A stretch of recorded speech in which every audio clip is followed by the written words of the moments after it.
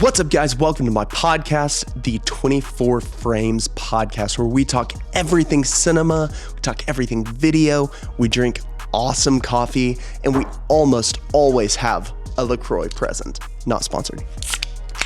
So on our podcast today, we have Jake. He's been in the industry for a little while, but he's got some unconventional thoughts on making things cinematic. So really looking forward to getting into this today.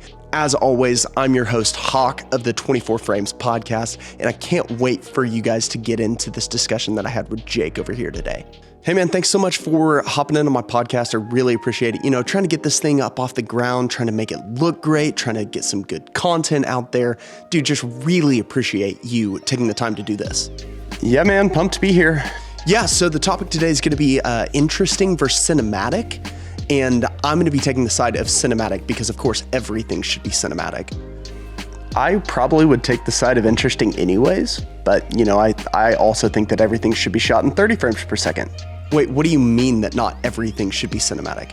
Cinema is like the pinnacle of what we can achieve in our industry, so why wouldn't we want to make everything like a movie? I mean, sure, yeah, I'd like some things to look like a movie, but think about if you're shooting like a news segment. You don't have time to set up lights. You don't have time to do much of anything other than cover the scene. Okay, hold on. That's just ridiculous. Cinema is lens flares, and I think of backlighting, and I think of just these incredibly heartfelt moments. Lens flares? Or you mean like this one that's like right there on my camera? Have you ever tried to actually shoot a cinematic event? Do you know how hard it is to make a ballroom that has fluorescent lights up top look cinematic? Ballrooms are great. Have you seen the Titanic? The epitome of cinema. They made that ballroom look like it was on the Titanic. Wait, Jake, cinema's not an achievement. It's not something you put on your checklist. It's a feeling. It's an emotion. Okay, so here's the deal, Hawk, which is just Jake with an accent over the E, might I add. Not everything is emotional. Not everything needs to drive an emotional response in people. You can try. Okay, fine, whatever. Whenever you take longer on things, it usually ends up better. Dude, just because you take way longer to make your coffee in the mornings than I do going to get my gas station coffee doesn't mean that it's always better. Dude, I can't even have this conversation with you right now. Don't be mad just because I insulted your coffee. Are you kidding me? You know what? Just go watch a movie, okay? Go watch Titanic, all right? Go watch the news. Well, thank you guys so much for watching this video. My name is Jake Meyer, and I'm a video producer in Oklahoma, and this channel is resources for people who make things.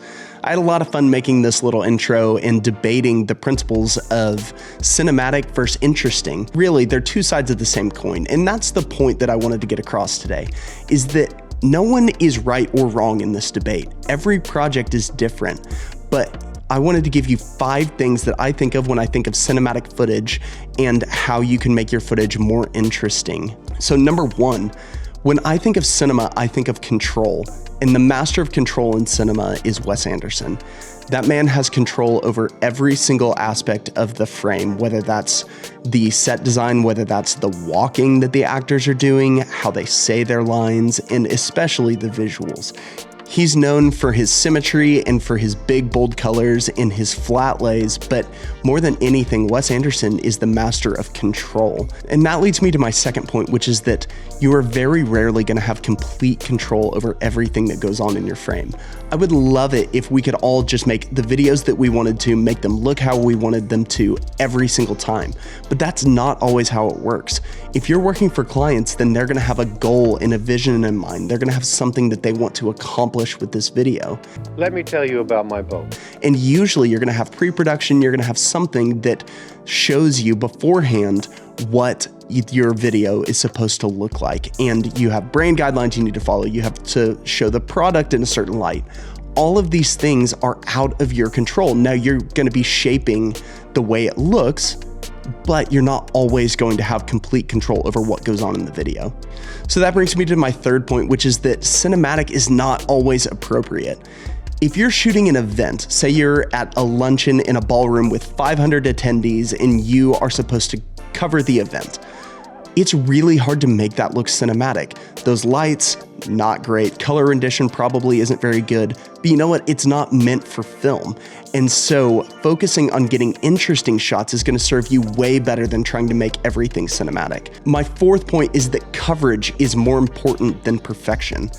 And this goes back to my event footage example. So if you are shooting this event, you could try to set up lights if you wanted to, but to what avail? The luncheon's probably gonna last 45 minutes, maybe an hour, and you're not going to be able to actually cover the event. Shoot the things that are relevant to what's going on for this specific project. So my last point that I wanna talk about is that not everything needs to be shot in slow motion.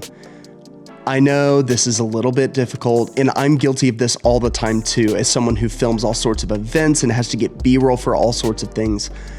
It's really difficult to not want to shoot everything in slow motion. One of the reasons I think we do it is it's easier just to be able to slow it down because you don't have to find 2 clips that are 3 seconds long if you can have one B-roll shot that ends up being 6 seconds long because you slowed it down to 50%.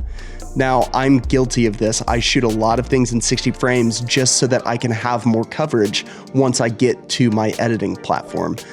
But I've been challenging myself lately to shoot my B-roll in real time so that I actually have something that makes sense with the storyline. Whenever I watch movies, all of the filler shots are still shot in 24 frames. They're not shot in 60 frames. Very rarely do you have a slow motion pan of a logo of a car in a movie. What you have is you have the car driving at 24 frames, and then you have the person fiddling with the music, you have the person driving, you have the main character doing something interesting. So I think we would all be really well served if we could start shooting interesting and relevant footage for our projects instead of trying to make cinematic footage. Because let's face it, we're not Michael Bay, we're not Wes Anderson, and we're not Christopher Nolan. But you know what? You can do your own style. You can make your own kinds of things. I hope that you get to make a movie someday. That'd be awesome. Let me know if you do. But for the time being, if you're looking for a way to level up your video projects, start with interesting and relevant footage that's real time and actually applies to what's going on. Thank you guys so much for watching this video. If you enjoyed it, please consider subscribing to the channel, like this video, and leave a comment down below with who your favorite director is. I would love to talk to you guys about that in the comments. So, thanks again, and I'll see you guys next time.